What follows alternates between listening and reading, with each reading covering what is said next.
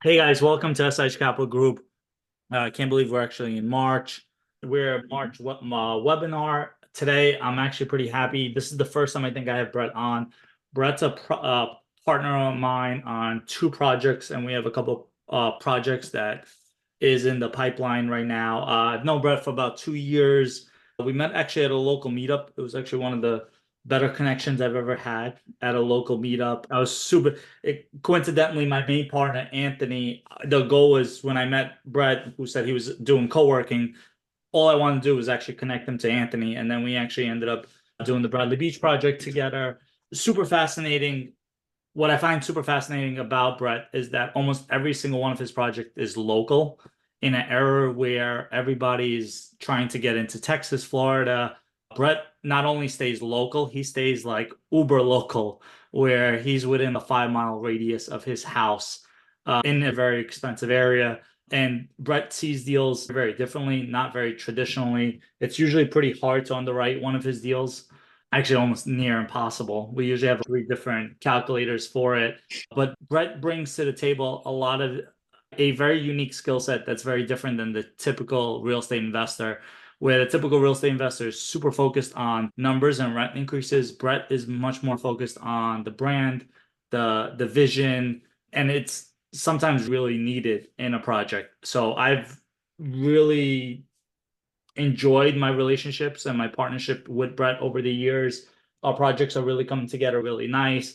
We also have a short-term rental management business now that we're launching. So we've done a couple projects now. So really excited.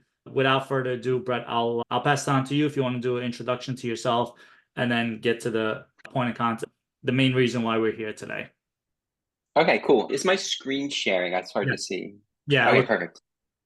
Okay, so I'm just gonna jump right into it. I'll go through my intro and everything as I go through my deck.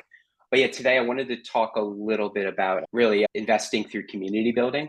And I titled this talk Lessons on Leveraging Brand, Technology, and Authenticity to Build Better Communities. And really, I'm just going to go through some of the things that I've worked on, some of my projects, my background, and how there's these fibers that have connected everything that I've worked on. So here's the agenda. I'm going to talk a little bit about my background quickly. Then I'm going to get into 5 lessons for entrepreneurs, and I'm going to approach that from an operator perspective and then an investor perspective. And then I'll give a couple quick tactics for how to implement some of these things, both as an operator and both as an investor. I'll go over some resources, mainly just a couple books that I've read over the years that have shaped my thought processes, and then do some Q&A. Yeah, Bret, So I just wanted to say I enabled the chat for everybody. So if anybody has a question, either throw it in the chat or the Q&A. So feel free. I'll monitor it and then I'll get it to Bret once you guys send it in. okay, and I'll open that up here so I see it. Okay, so my name is Bret Morgan. I guess to start, my background is in software engineering. I came out of school with computer science, math, and physics degrees, and I worked at Lucent Technologies at my offices were I worked in Jersey, but my offices were in Boston.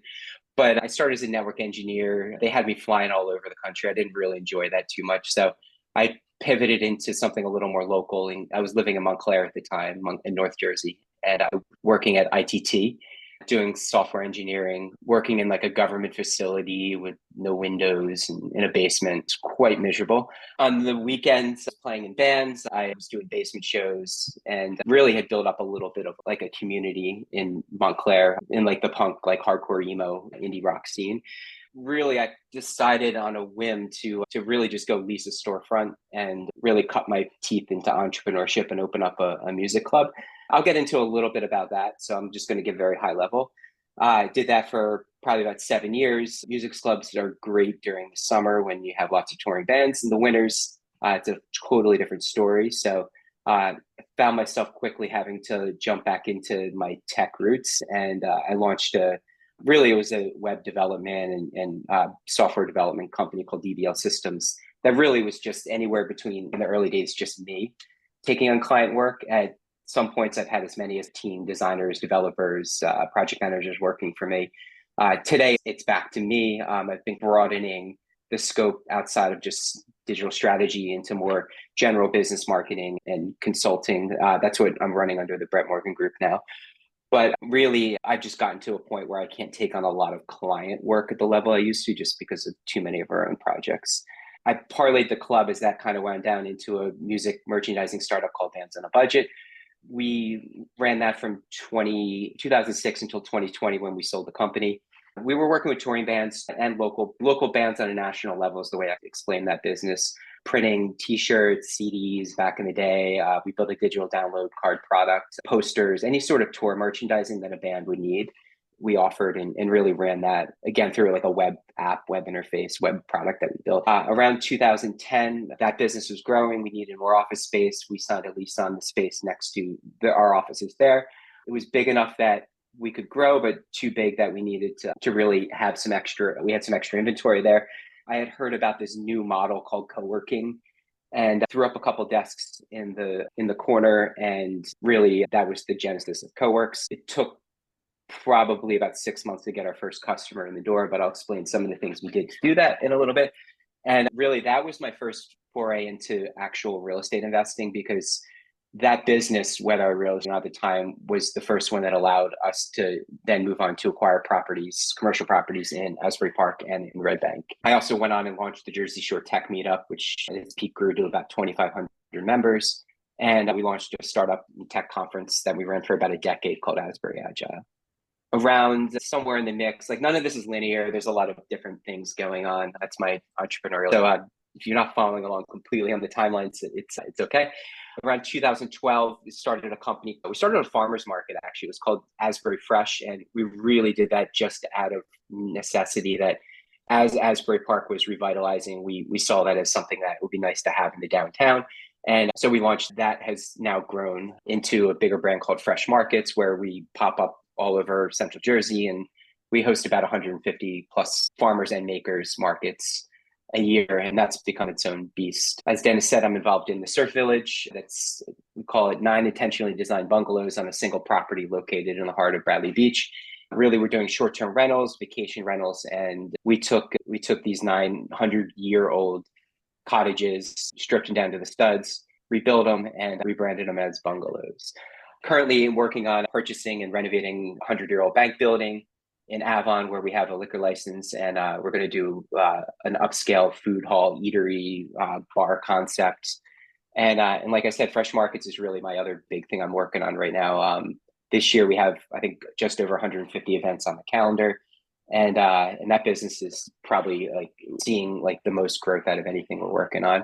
We're working on a potential expansion in the Surf Village, maybe bringing that to a new location. And as I mentioned briefly before, rebranding DBL Systems, which is my web development company, into the Bret Morgan Group, really as a way to not just offer web and digital strategy, but really full services for small businesses and investors. So I'm going to share a few of the commonalities that I distilled into, I'll just call them 5 core principles. My experiences are derived from operating small Main Street businesses and non-venture backed startups, as well as real estate investment.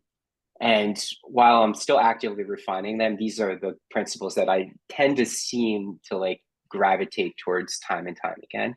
And take what you will from them. So lesson number 1 is investors need operators and operators need investors. Like I said, I stumbled into entrepreneurship as an owner operator. I'd never taken a business class, never set foot in the business school other than when I was fixing the professor's computer and when I worked for the IT department. I looked at business as like dudes in suits and nothing that I ever wanted to like align myself with.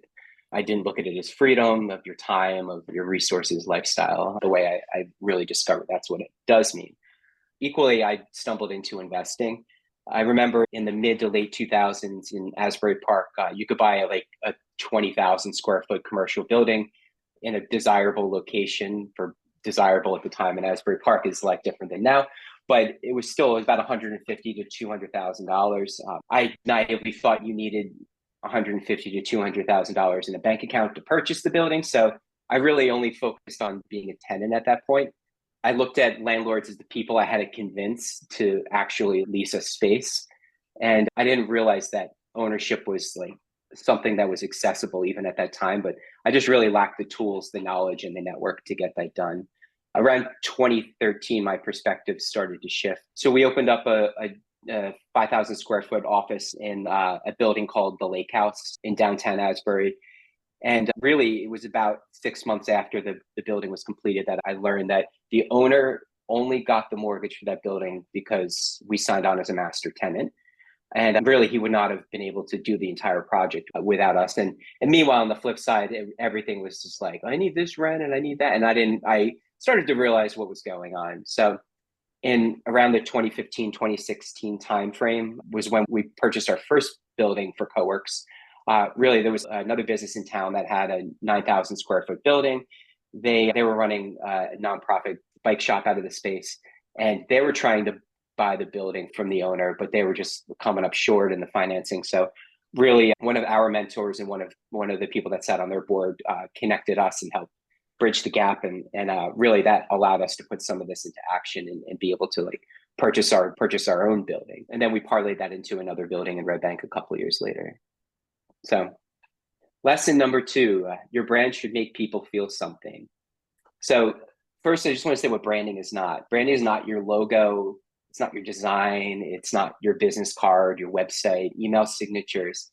And to a certain extent, it's not even what your business does. So branding is something that like, it really comes down to what do people feel when they see your logo, your experience, your product or service, or interact with you. So branding can involve graphic design and your look and feel and consistency in your overall voice. But when all these things are successfully executed, people ideally feel positive about your business and your brand.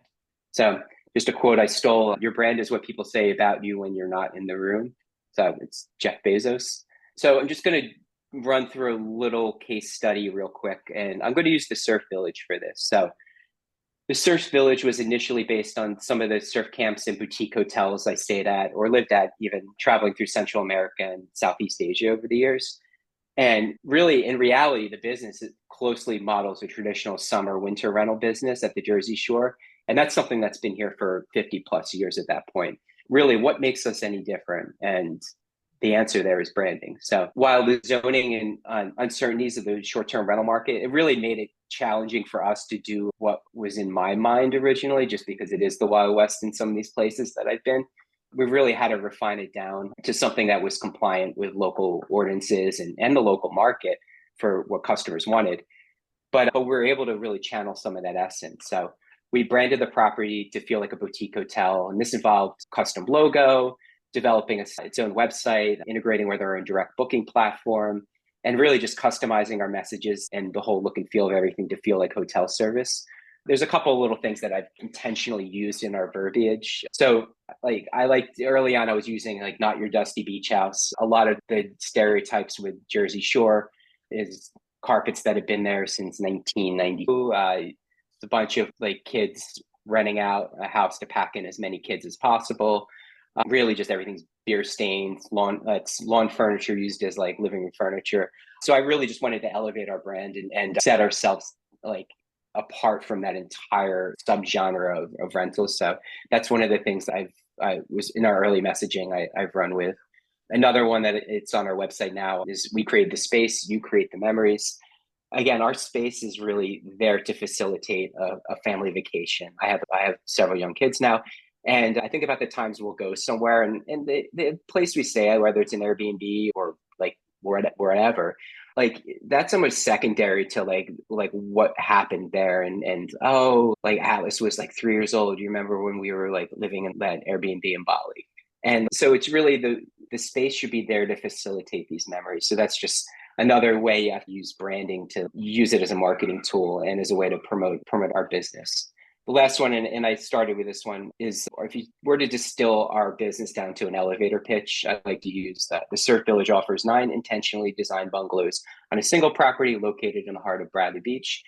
So the key word there is intentionally designed. It separates it from, hey, we have some vacation rentals, or we have a summer rental, or we have a house. Really shows that there is a thought, there is an intention. And really that comes down to if a guest has an issue or needs something, like we'll have staff and a team to take care of the issue, like typically within minutes, usually, if not then a few hours. And this applies to both our summer guests paying $400, $500, $600 a night, as well as winter guests now that are paying like $2,500 a month or whatever. Another thing we've implemented and applied this through is really targeting families. One thing I noticed early on was that families allow you to go up market, but it helps avoid some of that negative Jersey Shore party crowd.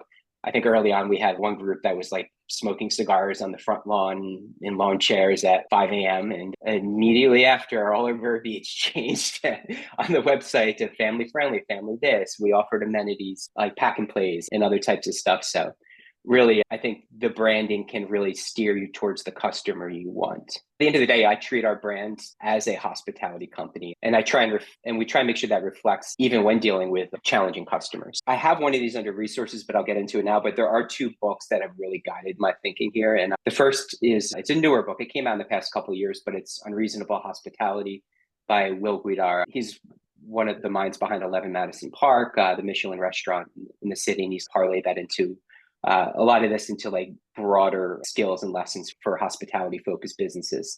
The second is Delivering Happiness. When I ran Bands on a Budget, our mantra was delivering happiness to our customers. A good example of that is right now, as we're winding down our winter rentals and gearing up for summer rentals, we get a lot of people asking if we do annual rentals and just things we're not really equipped with. And typically you don't even respond. You just ignore them. Maybe you send them a snarky email. At least that's usually how I've always been treated with this stuff. We flip that around, and usually I'll send them a nice email saying, hey, listen, unfortunately, we're not set up for that. Here's a few local landlords that we work with that may be able to help you. And really, we've turned like a traditionally negative touch point into a positive interaction with the customer. And that's something that I've tried to channel across all of my businesses. And that's just a specific way we've done it here. So lesson 3, build a community that is bigger than you or your business. So my first business was a punk rock music club. And really the biggest takeaway from that part of my life was the importance of community, and a community that's bigger than myself or my business. So when we ran the club, we served as a music hub for music and art for 7 years. And I've seen bands that will sell out arenas today, play in front of people on a Tuesday night in February with 30, 40 people. We were an important part of the scene at that time.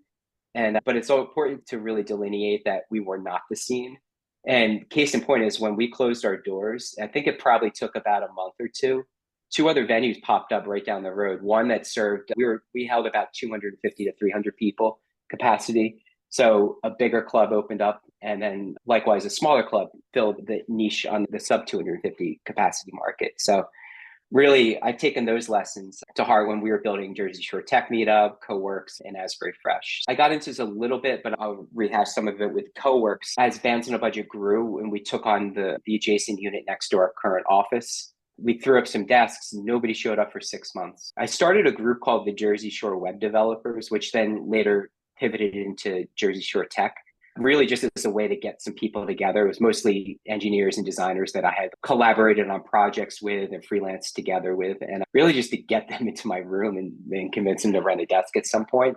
But after the first couple months, like the same people started coming out. We started organizing speakers. We go out to the bar after and grab a couple drinks, and really this organic community started to grow. Fast forward a couple years, that group expanded to be about 2,500 members. We use that as the basis for launching that tech and startup conference. And then CoWorks at its peak had about 400 members. So it really, like these organic communities where we weren't selling anything per se, where we were able to end up building like a nice business around some of these things. And while we did help jumpstart these groups in the area, like at this point, they're very firmly rooted and they've continued to thrive even as our direct involvement has shifted away from it. So lesson 4, technology is your friend. So I am biased here because I have a background in tech and programming, and I realized some of this stuff comes very naturally to me, but not so much to others. But do not be scared of technology. Build systems, learn to track them with project management tools. Currently, Asana is one of our big ones that we use. I've also used Monday, Notion, Trello. Doesn't really matter. Just use one and use it to build your systems and track.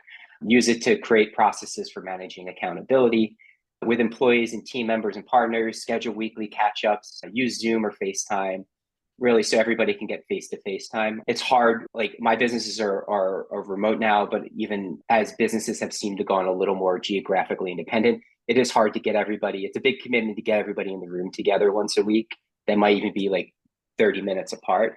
So having this face-to-face time, even if it's virtual, does help. There is an advantage, I think, over that, even seeing somebody's pretty face versus like Dennis versus phone. I think it like, again, another kind of low touch way of leveraging technology. Playing around with AI, ChatGPT, Google Gemini, Claude 3 came out this week. Really just learn how to use them, learn how to dip your toes in with some of these tools. And really just instead of looking at these tools as like obstacles or things that are going to replace humans, just learn how to streamline things better. I think the tools are a lot more productive when you start to look at it from that approach versus like, how can I like get rid of like a salary or this or that? But if you parlay it more into like, how can I take something I'm doing and do it a little bit faster, a little better, a little more efficiently? Case study in tech is Asbury Fresh. So when Asbury Fresh started in 2012, I don't think there was a single farmer's market that had a website, at least to my knowledge, and I did a lot of research. The big market in our area, you had to go to a website that looked like it was designed in 1998 on a subpage that was buried. It was also a lawyer's site, I should say. So lawyers and farmers markets go hand in hand. It was like a subpage that was like buried. There was a link. You went into that link. There was a phone number. You had to call the phone number, leave a voicemail, and more likely than not, your phone call was never returned. When we started Asbury Fresh, I threw up a pretty website. I put some photos on there. I think I was traveling in Rincon in Puerto Rico the week or two before. And I went to a farmer's market there, and all the photos are tropical fruit that you'll never see in New Jersey, but it looked pretty. I threw up a contact form, and I allowed people to pay and sell online via Stripe. So really reducing this friction allowed us to grow, and we grew quickly. So a few years later, I think we have about 6,000 local makers, farms, and food purveyors in our network. We built our own payment and management platform that we're actually now considering productizing and white labeling that. And really, I continually just try and find ways to reduce this friction. Lately, I've been really focusing on some of the niche marketing automation tools, like a lot of the repeat things that I find myself and my team doing. And how do we automate and create a process and leverage some of these tools to really make people a little more efficient with that. So a lot of these tools have caught up, but I attribute a lot of our success early on to just reducing friction and really just making things easier for customers to be able to pay us. Final lesson, practice authenticity. This might seem the opposite of tech in my previous lesson, but really strive to be authentic in everything you do, because all the AI and tech in the world isn't a replacement for being empathetic and for being human. So creating processes is important, but you need to be flexible and compassionate. Don't be afraid to make money, but look out for your customers' best interests first. And if you practice these lessons, people will want to work with you, people will want to support you, and then ultimately they're going to want to invest in your projects. And probably the most important, you're going to have more fun along the way. So how does this apply to being an investor? So I'm briefly going to cover 3 ways these lessons can apply to investors, and from that side, and then I'll get into how it can apply as an operator. So deals are hard to find. Having a reputation in a brand is important, not only to establish credentials, but also to have yourself stand out.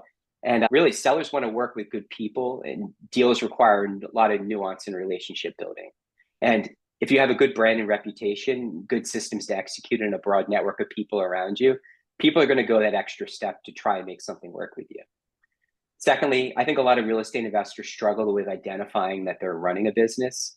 And just an example is I follow a few Reddit subs and Facebook groups for real estate investors and short-term rental operators. And at least 3 times a week, I see a question like, a guest left a stain on a sheet, or broke a glass, or tracked mud into the house. What should I do? And really, it blows my mind, like not only at the audacity of the question, but the responses are like ridiculous. They're like things like, oh, you should proportionally charge them for this, or you should ban that customer. And my answer is just, you're running a hospitality business. What would a hotel do? Fix it and move on. And obviously, if something big or significant was damaged, you file a claim or take it out of the damage deposit. But it really just it frustrates me how many people fail to realize that if you are running a short-term rental, you are in the hospitality business. And really, if you need to ask these questions and you own a business like this, maybe you should go stay at a few boutique hotels or Airbnbs. Maybe you should read some books on how to operate them and just see what other people are doing. And lastly, tactical advice is like when you realize that you're running a business and start to build the systems and processes around that, you're really opening yourself up to 2 big things. And first, you now have a blueprint to offload your work to someone else and free up your time. And then you really allow yourself the ability to scale if you want to, or you could just go sit on a beach at a boutique hotel in Southeast Asia somewhere. How does this apply to being an operator? So really, if you own a small business, this is probably the only thing I'd like you to remember today, is your business will most likely fail or run its course. When this happens, it'll typically be worth a fraction of the value of your inventory if you have any inventory. And if you don't, like, you're probably not going to, it's not going to be worth anything. And you're probably going to have some debt that you're going to still have to pay off, and it'll be your debt and not your business's. So the exception to this is if you own some or all of the real estate you operate in. So when you start to attach real estate to your business, you now have a tangible asset that you can leverage as an exit strategy. And it gives you a little something at the end of the day. And the 21 Main Street building in Asbury, our commercial building that we bought in 2016, I looked at that as my retirement, or at least a little nest egg for myself and my family. And at that point, I knew that no matter what happened to my business, I now owned a piece of very valuable real estate in one of the area's hottest markets. And everything else just suddenly became a lot less scary when I knew I had a little bit of a safety net. And at this point, I've been bitten by the real estate investing bug, and I've started out on a different path. But my initial goal was really just to acquire that to have an exit strategy. So things can go south in a business, and they often do. But figuring out a way to own some of your business, like where your business operates and your business is home, is probably one of the greatest things anybody can do for their business. So here's a couple resources, mainly just books that I like that have influenced my thinking. First is Unreasonable Hospitality. That should be required reading for any entrepreneur. I've read it twice, and I'll probably be revisiting it in the next couple of months too, once I dig out from my current reading pile. That's how highly regard that I consider that book. Another one, I read this probably 20 years ago, Losing My Virginity by Richard Branson. He was the one that gave me the green light to channel my entrepreneurial ADHD into a million different things. Really, with Richard Branson, I learned, he came from a music background, so I identified a lot, especially at that point when I was full-fledged, had 2 music businesses.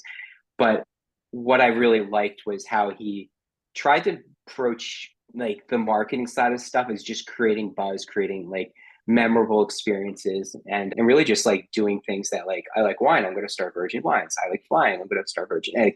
And just really challenging himself into getting into spaces that I think most people would think are insane. So it really proves the point. If you put your head down and learn something, it doesn't really matter what it is if you're a smart person. And the same things, the same principles apply no matter what the business is once you understand the top level differences. So another book, and I probably have not read this book in at least 2 decades, Our Band Could Be Your Life.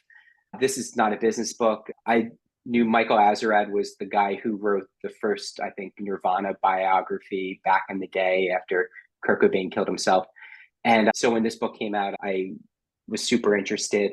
Really, the takeaway here is how the early punk hardcore communities were formed. Most cases, there was a couple. You have Black Flag and the bands coming out of Southern California. I had like Husker Du up in Minneapolis. You had East Coast Minor Threat and like later Fugazi coming out of DC. And really, it might have been a couple dozen people in a scene. And really, these bands, once they started to tour, would plug into these remote nodes in different parts of the country. And they were able to really build something bigger than any one of these individual scenes. And now it became like a fundamental movement of music at a very crucial time in American like rock history. And it all came out of a bunch of like little scenes that all just banded together into something bigger and supported each other. So I try and take that approach with anything I do as far as it pertains to entrepreneurship. So last book is Creative Act by Rick Rubin. Rick Rubin was a producer of Run DMC, Beastie Boys, Slayer.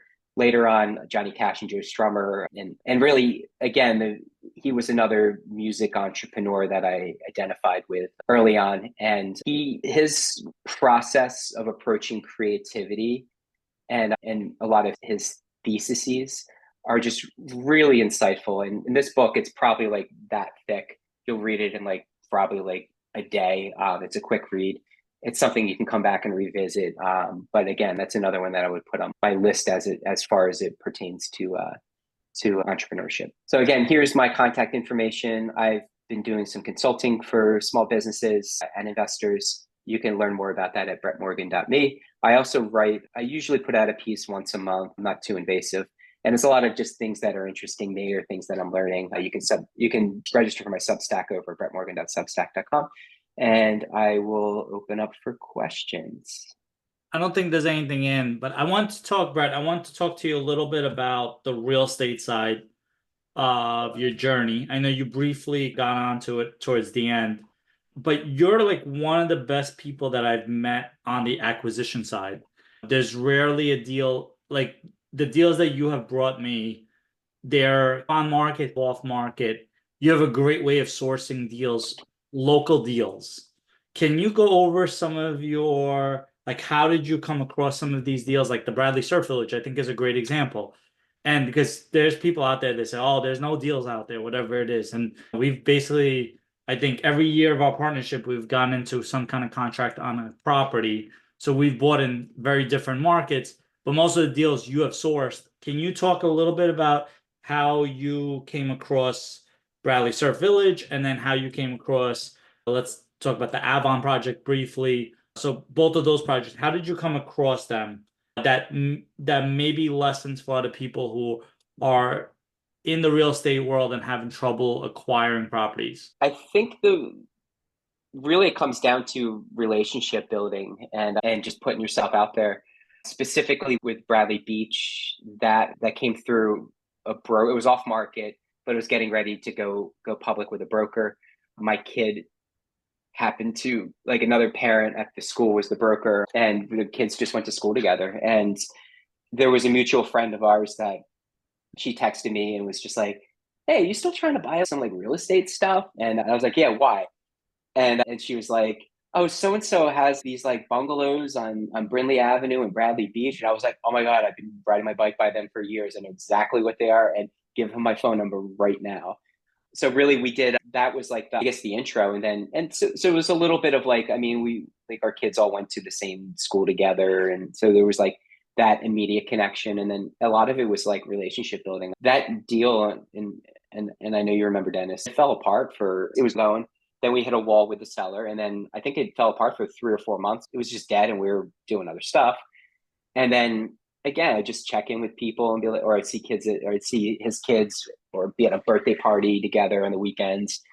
And I would just make a joke, be like, oh, is Ron ready to sell yet? And then sure enough, I got the call one day and it went forward and we were able to put together a deal with Avon, with the bank building. That really came out of, there was this micro food hall concept that I've been trying to do for probably 7 or 8 years in Asbury Park. We've actually been under contract on 2 different buildings and it didn't work out in both those cases. So there's a lot of people out there that knew I was trying to work on a project like that. And again, mutual friends through kids' school. And they had bought this building. They wanted to use it for something else. And then that use just fell through. And then they approached me and said, hey, you still want to do this like food concept? Because we have this building and we think it might be a really good opportunity. So looked at it. I knew that building. I think I'd actually been in that building a couple of years prior. And so I totally loved it. Board. And again, it's just been a lot of trust building, a lot of just, it's almost build the friendship. And like the people we've been working with in that are friends before anything else. So even if this deal doesn't happen, I'm still remain friends with them and our kids are still friends. And so really a lot of this stuff, it's really don't prioritize the deal. It's more prioritize the relationships in an authentic way. And that's how I approach everything. And I think that's one of the things that's really worked for me over the years is that I like making money. I have a family. I need to make money. I have goals. But a lot of times I will get into something with, okay, there might be a payoff down the line, but right now we need to focus on like building something cool or building a product and really just, do I want to do this and trying to execute on a vision versus like, how do I monetize this? Or if I'm doing this event, like, can we make it free or super low cost until it gets that traction? And then you can bring in sponsors or something like that, or really just focus on like, whatever, like the relationship or the product or whatever it is before necessarily trying to like make money off of it. So that's another thing that I've always done. That's such great advice. And I love your relationship metaphor. Like we're really big with SIH. We use the word relationship driven investments. And it's interesting getting to know you. I would say like you're one of the most relationship driven people I've met in a very specific geographic area. There isn't a brewery that I go to on Jersey Shore where you don't know the owner. Or there, as long as the consumption is within reason. But there's so many different projects that I'll text you about or something like that. Or more often than not, when you're focused on the relationships and your relationships know your skill sets, because it's not just your like, hey, you want to open up this micro food concept. You also have done ghost kitchens and you've also sold it to, and you've also worked with thousands of vendors at Asbury Fresh. So people know that you have a certain skill set to actually put something like that together. So it's not just too many people talk with no action, right? They'll go out there and they'll say, oh, like you see this at real estate meetups all the time. You go there and, oh, I'm looking for my first deal. Okay. Like the moment someone says that, and there's nothing wrong with a first deal. Everybody needs a first deal. The point is, you're going to be the person I talk to in 6 months that also is looking for the first deal. The problem is people, because you're focusing on that first deal instead of focusing on getting a skill set that can be used to acquire a first deal. And you're one of the best people, I think, that you get people to come to you. The Asbury project is a good example of it, the one that we're currently in talks with. Avon is another. They came to you to help them get through the process. And they do that because they already know of your skill sets. So too many people focus on the deal and, oh, I can't get the finance, I can't get the investors, instead of focusing on gaining your own skill set so that people can actually find you when you're ready to announce that you're looking for it. Yeah, and I think that's a good point. It comes back to a little bit of authenticity because it's like sometimes you can smell desperation, you can smell like bullshit. At least I don't know. I've gotten pretty good at it. Most of the time when I guess two things is one of I built a lot of organic communities myself, not to be the center of it, but mainly because if you put me in a networking event or a networking group where I don't know anybody and it's not my event, I will literally stand in the corner and chew on ice cubes because I so challenging to walk up to somebody and talk to them for me, at least for me. But I found that through organizing my own events, and I found that too early on when I was like organizing like punk shows. If I was running a show, like at that point, I would be very hard pressed to go into a show by myself. But if I was running the show, be by myself there the whole time. But I wouldn't be because people would be hanging out and talking to you and everything. And it's very similar to networking events where we're organizing events. It gives me an excuse to be there, but it doesn't have to give me an excuse to, if I'm feeling particularly introverted on a given day, I don't have to make or force conversation. I can just take a step back and watch everything happen. So I guess some of that has been out of necessity for my own personal need and sanity and insecurity. But yeah, when it gets to a point where you, have done a lot of varied things and I've met a lot of people. So it is at a point where you walk into an event, you usually know one or two people. And some of it is being broad too. So I'm not a very niche individual. I have a lot of varied interests. And I think that helps too. So some of it is not, I guess it's less about what do I need in this moment and how do I get it?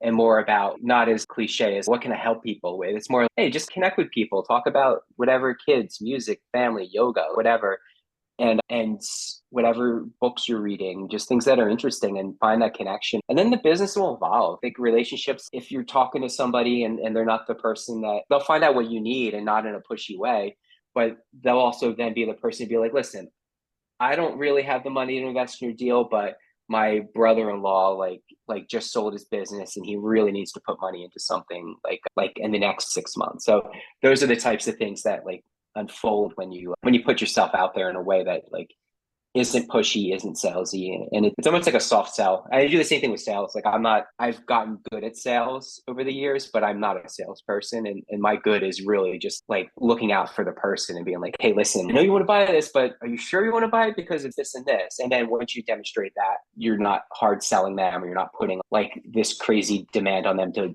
do it now. I think that really helps build trust quickly. So I think a lot of these things are deeper than just, it's more of a philosophical thing, like versus it's not something you can teach. It's more of a, hey, just try and approach the world from a perspective of observe, listen to people, think about what do they need. Can you connect the dots without trying to put yourself in the middle of a transaction? And the more stuff you do that, like it'll come back, and it does come back. And great point. I also think when you hit on something really important, the authenticity, too many people, when you go to a meetup, they can't focus in on what they're actually good at. And so they'll default to something cliche and they say, oh, I'm the mind and I'm looking for this and that. And you're like, oh, okay. Everybody is the mind, right? When they don't have like a certain skill set that they could apply to a deal. I remember when me and you first connected, it was at one of the first meetups after COVID. And I said, hey, Dennis, I have this company, blah, blah, blah. And I was very honest, right? I didn't say, okay, I'm a master acquirer. I'm buying hundreds of properties, whatever it is. I said, I have a very small fund. We raise a little bit of capital. We put deals together. And that was my 30-second. And then you came up to me afterwards and you're like, that's exactly what I'm looking for. Let's go out and let's go. I'll show you. And I'll show you some of my businesses. And I said, great, let's do it. And we went out and had pizza. And then I think that was the end of the conversation. You actually said, hey, I got these beach bungalows that came up. At that point, I was your who, not how type of situation. Again, that deal done because that wasn't your strong suit, wasn't putting together a deal and raising capital. So having that authenticity of really zoning in and try not to be cliche, try to be super nichey, whether or not you're a property manager or you're a construction manager, you have to really be specific. So it's not just a blank, hey, yeah, I'm just really good at everything type of conversation. So that's like advice that I would give. Zone in and be super specific on exactly what you can bring to the table. Yeah, and to add to that too is if you're trying to cut your teeth and get into something, figure out a pain point for somebody that like you might want to work with, and then become the expert in that, because that's the capital raising for me was always a terrifying thing. I didn't know anything about it, and now I like to think I know enough to be dangerous, but it's still not my like strong suit. But I don't need it to be my strong suit because I've done it. But it's like when you start to build teams and you start to build like partnerships and people you like working with, it becomes, you don't need to be this broad expert in everything. Like I can focus on like developing like a brand or a vision and executing on it, and putting in all of the relationships and things like that. And it doesn't, like, I don't have to go into a mode where I'm not like particularly like, I can learn anything at this point. I know I can. But at the same time, I'd rather focus in a zone of expertise for myself, especially if I have people around me that can plug in the gaps, and where I know my knowledge and skill sets aren't particularly strong. Yeah, I think that's really like great advice overall. But it's coming up on top of the hour. I strongly recommend reaching out to Bret if you guys have any small business projects. Me and Bret we have a pretty, I would say, robust pipeline ahead of us, and super grateful for you taking your time. This will get posted on YouTube probably in a week or two once it gets edited. And then, so if anybody missed it, you could feel free to send it to someone who would benefit from this conversation. Thank you guys so much for joining in. Bret, enjoy the rest of your Wednesday. I'm sure I'll probably speak to you tomorrow. So have a great day. Yeah, take care. It's been fun. Thanks. Later.